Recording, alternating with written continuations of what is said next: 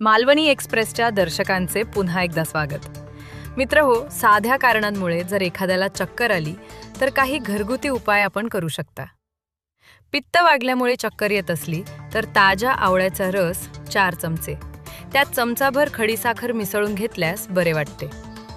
रक्तदाब कमी झाल्याने चक्कर येत असली तर आल्याचा चमचाभर रस व चमचाभर मध हे मिश्रण थोडे थोडे चाटून खाण्याचा उपयोग होतो.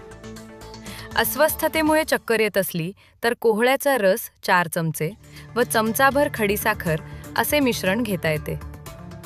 ऊन लागल्यामुळे चक्कर येत असली तर नाकात दुर्वांच्या रसाचे 2 ते 3 थेंब टाकण्याचे, तसेच टाळूवर आवळकाठीच्या चूर्णात पाणी मिसळून तयार केलेला लेप लावून ठेवण्याने बरे वाटते. ताप चढल्यामुळे चक्कर येत असली तर कपाळावर रिठ्याच्या पाण्याच्या घड्या ठेवण्याने बरे वाटते. रक्तातील साखर कमी झाल्याने चक्कर आली असता पटकन साखर पाणी देण्याचा उपयोग होतो.